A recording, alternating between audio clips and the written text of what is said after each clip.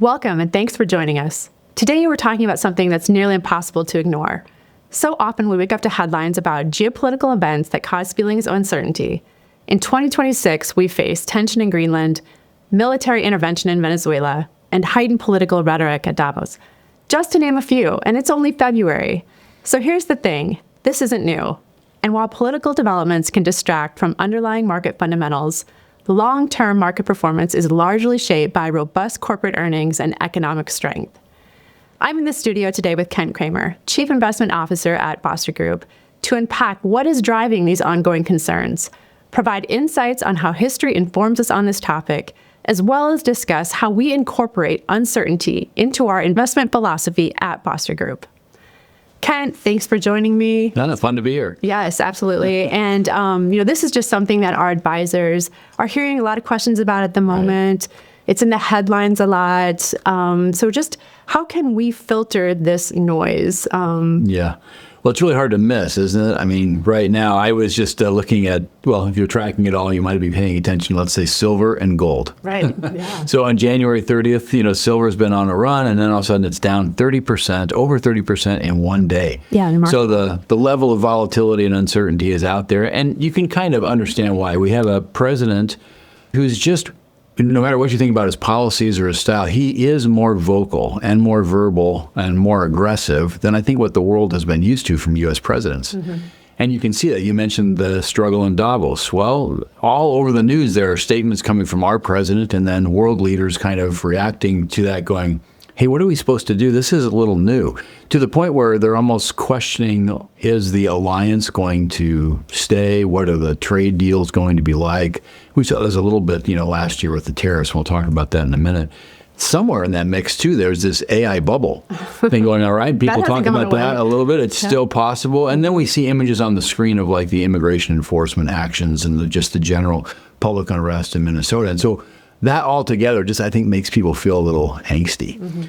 So when you ask the filter, what do we do about it? I tend to think what I wish we all had was some noise-canceling headphones, the really good ones, where we can just screen out some of these things, not because they're not important, but because when they start to influence the way we think about how we're going to invest today or tomorrow, that noise is not really helpful for us. It's so true. We all need those headphones so we can pick and choose the headlines we want to hear about, right? I think so. Yeah, and there it is. Just the frequency of headlines is remarkable. What about 2025? And so it was, kind of a case study year as we look back.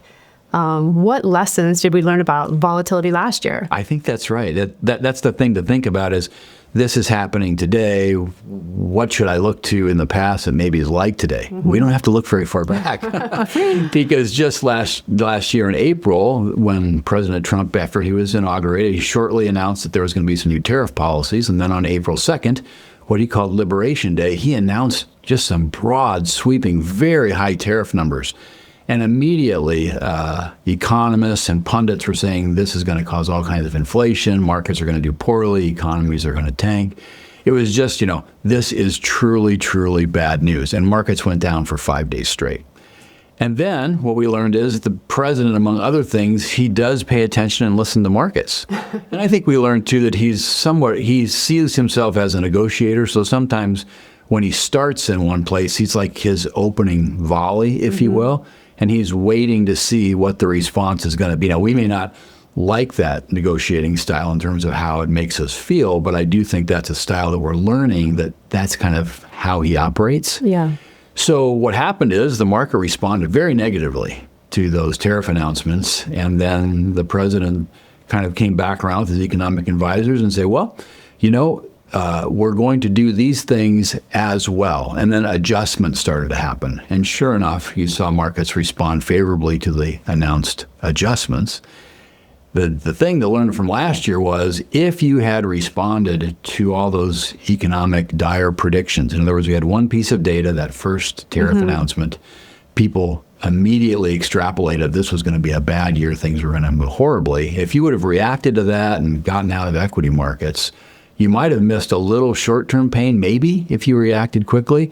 But if you had been out of the market for all of last year, you would have missed a very, very good year to be a stock market investor, or for that matter, a bond market investor. It was just a great year. Yeah. So it was a year of learning. I mean, the markets learned how to respond to President Trump's style. Yes. And President Trump sort of learned what the market is going to tolerate. And guess the thing we need to remember, too, is that the good thing about the markets is that sort of everyone's interests are aligned, right? They Whether are. you're a shareholder in Yes. the company, you're running the company, or you are affecting policy, right? Absolutely. The politicians, they want the economy to do well. For sure, because that's what keeps them in office and allows them to advance policy. So if the market does poorly, economy does poorly, people start losing jobs, whatever it might be, those things reflect bad on whoever is currently in charge. And, we'll talk about this in a bit. They get voted out. Yeah. Well, let's go there next. And so if we talk about history now and learning lessons from history, what does history tell us about politics and elections when it comes to market performance? Yeah. So great question, one that gets asked all the time. And every 2 years we update a series of numbers just to see if there's any iteration. Is it a Republican president and Democratic Congress? Flip. Is there some party combination that is better for the market or not? And what we find is there's just really not a combination that is better all the time. Actually, the most important thing is that people stay invested through whoever is in the presidency and whoever controls Congress. There's a chart that we like that shows returns since 1950. If you had invested $1 in 1950 and only had it invested when Republicans were in the presidency, your dollar would have been worth $9. If you had done that and only been invested when Democrats were in office, wow, you would have thought, hey, this was the magic formula. Because now my dollar's worth $46, a lot more than those Republicans. But if I just left my dollar invested no matter who was president since 1950, now it's worth $417. Stay in the market. So what we see is it's all about the time in the market, not who's in the presidency in terms of our success as an investor. And that's really important for people to keep in mind. Yeah. I mean, the system is remarkable, right? It has stood the test of time. It's not perfect, but there are checks and balances. Yes. What about just, with technology, there's just been a change in the cadence of information, the frequency of information, and how we're receiving it. How has the market and investors adapted to that or not adapted to that, in your opinion? Yeah. I think from a political lens, if you think about our system, we have a system that can turn over fairly rapidly. I think of our democratic system almost like a market in itself. So if you consider votes as capital, then we use our votes to basically buy or sell policies and politicians. So if things are going poorly, then the majority of people are going to say, this is not working. We're going to sell this set of policies and politicians, or we're going to buy another set. And it happens every 2 years. So every 2 years, the House of Representatives can turn over 100%. Every 2 years, the Senate could turn over by a third, and every 4 years, the presidency can turn over. So in terms of the kind of responsiveness of politics to the marketplace of voting, I think it's a fairly short window that actually voters can respond, kind of this democratic market, if you will, which should, I think, give us a little bit of encouragement, because if things are really going off the rails, then voters every 2 years can really change the dynamic. Yeah. So exercise your power to vote, right? And absolutely get your opinion out there as far as how you want policy to affect markets. Absolutely. I just, one thing you said that I just was reminded of too, if you think about checks and balances, I think what we saw last year, when we talk about 2025, that was kind of a check and balance from the market to the political system. So again, there's this interaction between markets and the political system. It's in everybody's best interest, as we've said, for the markets to do well and the economy to do well. And politicians, they certainly are aware of that. Yeah, all good points. Let's move on now and talk a little bit about, the topic here is uncertainty. And we've talked about it a lot in the light of how it's negative. But when is uncertainty good for investors? Or maybe what's misunderstood there? Yeah. I think, with uncertainty, it feels bad. We were talking about the emotional impact of uncertainty. We feel bad. We feel like there's too much risk, something that could go wrong. But as an investor, if you can kind of set that feeling aside for a minute, what you realize is, one, uncertainty is always present. It's not something that we can do away with. And we know this. We know this with our health, with weather, with markets. They're just There's no lack of uncertainty in the world. For investors, the thing about uncertainty is that uncertainty is what makes higher expected returns possible. Because then as an investor, we're asked by companies to either buy their stock or put money, lend them money through bonds. And what we have to do as an investor is go, well, the future of that company is uncertain. How uncertain is it? The more uncertain it is, the higher return we're going to demand, we're going to expect. So we'll actually drive a price lower if we think there's more risk, because in order to get me to invest, I need a higher return. In other words, this thing is going to start lower, so when it goes up, I'm getting more return. But without that uncertainty, there'd be no reason for me to bid the price down, because there's no risk of what's going to happen in the future. Think about a bank deposit. Bank deposits are very secure, so they pay a very low rate of interest. If I invest in a venture capital company, we don't know if that thing's going to succeed or fail. So the prices are low, usually at the front end, but the reward can be very high from my investment. Yeah. I mean, investments 101, right? We need to just remember the risk-reward trade-off. Yeah. Always. And I think to remember, too, that this idea of uncertainty is always present. We just don't always feel it. We don't always see it. So, we started off by talking about the sources of uncertainty in the world right now. Yeah. We feel them because they're in the news. We're watching it happen in real time. A question to consider is, let's go back to 2020 and COVID. Not really, I don't want to go back. But let's put our memory back there for a minute and go, was the world more uncertain the week before the first case of COVID or the week after the first case of COVID? Definitely after, right? You would think, you felt like it was more uncertain after, but the uncertainty existed the week before. We just didn't see it. Right. So I think about this. There's a great story about the Deepwater Horizon, that kind of, the biggest oil spill in world history. It was a mile underwater when that thing blew. So again, you think about 10 minutes before, was it more or less uncertain? 10 minutes after, was it more or less?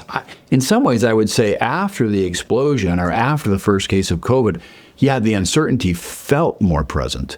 But in a way, uncertainty was starting to go down even at that point, because as soon as we see the problem, we can start to work on it. Before we see the problem, it's almost like the risk is the highest because we don't see it. So don't let your emotions drive your calculation of risk. That's right. And recognize that uncertainty is always there. Even when you try to eliminate, you just can't eliminate it. You're trying to manage uncertainty and then expose yourself to as much risk as you're comfortable with or as you need to generate the rate of return that's going to achieve your financial goals. Yeah. We've been talking about this article we ran across in the last I'm sorry. Yeah, exactly. You read a great article about this very principle. Tell us about that. Well, yeah. We've been talking about this in preparation for this FP. And so Jim Paulson, he published this research piece showing that if you use the U.S. Economic Uncertainty Policy Index. Quite a mouthful. Right, it is. And look at that and chart that against the S&P 500. When that index was in its top quintile, you had the best next 1 month return out of the S&P, right? And it was to the tune of like 19+%. Yeah. And in the bottom two quintiles, it was just over 7%. And then if you just took the bottom 8%, the rest of the time, other than the top quintile, it was like 11. And so It kind of goes against the conventional wisdom, right? And that you want to embrace uncertainty because it's actually good for your portfolio. Yeah, right? It's a little bit, Warren Buffett talks about in the past, he said, you want to be greedy when other people are fearful and probably, pull back when other people are greedy because what it does to prices. So when uncertainty is the highest, it can make prices go down, which become the buying opportunity. Yeah. But it doesn't feel like it in the moment. Always, it doesn't feel like in the moment. But you need to embrace it, You need to embrace it as part of the investment process. Yes. Well, that leads us into the next question. So we've talked about it high level, and I just really want to bring it down to, Foster Group specific. And so when you think about philosophically at Foster Group, how do we incorporate uncertainty into our philosophy? I mean, you've been an architect of this investment philosophy here, and so give us some wisdom on this. recently I asked some of our advisors to think about putting their investment strategy into 10 words.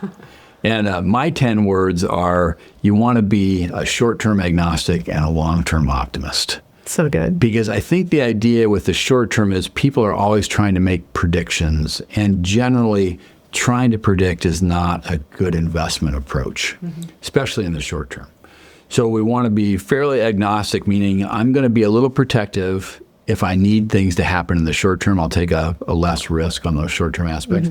But my long term goals, I can use a higher risk asset. I can use equities long term to get there.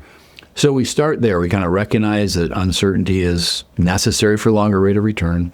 Then we say, let's make a plan. We can talk about that a little bit more. But really, we want to focus in on this idea of let's not get into the game of prediction, because that prediction kind of loading up for one outcome, if that one outcome doesn't happen, things can go badly. Yes, and you have to get the trade right twice. Right? Yes, right.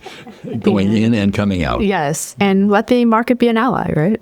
Exactly. So, and then finally, just last step, even a little bit tighter than, if we think about what are our advisors doing specifically to sort of implement this philosophy and incorporate uncertainty into Yeah.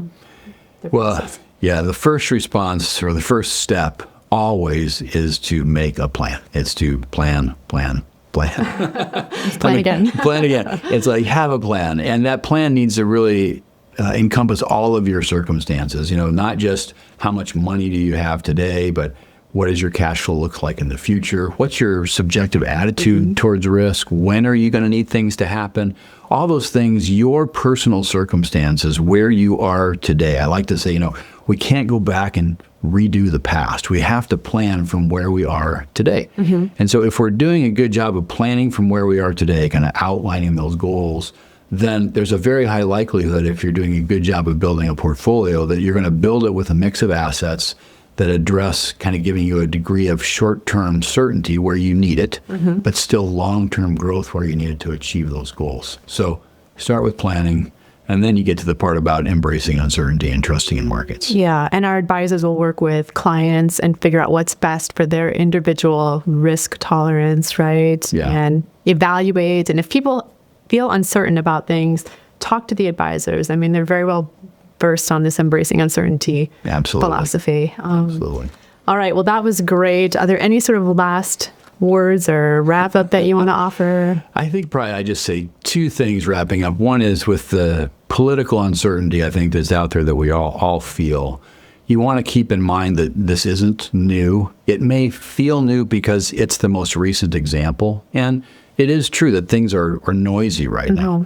But remember that in terms of those long-term investment returns and the markets that are work, both the political markets and the financial markets, it's very hard to predict the future, but the long-term history is still in our favor. It's possible, very, very possible and reasonable to be a long-term optimist when it comes to returns.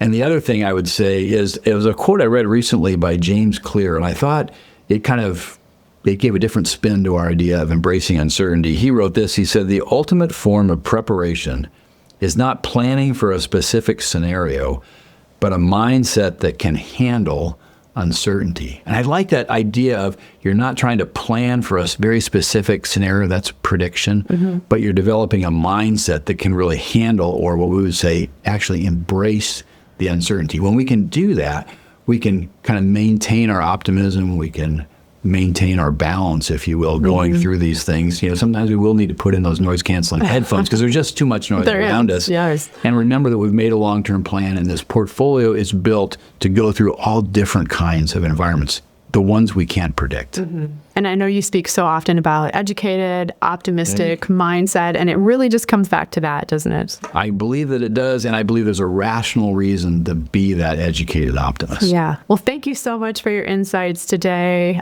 We really love to hear what you have to say on all these topics. No, it's very fun to talk with you about it. Yeah, thanks. So as we wrap up, it's worth remembering that uncertainty isn't a signal to step back. It's a reminder to stay disciplined. Markets move through political cycles, policy swings, and constant headlines.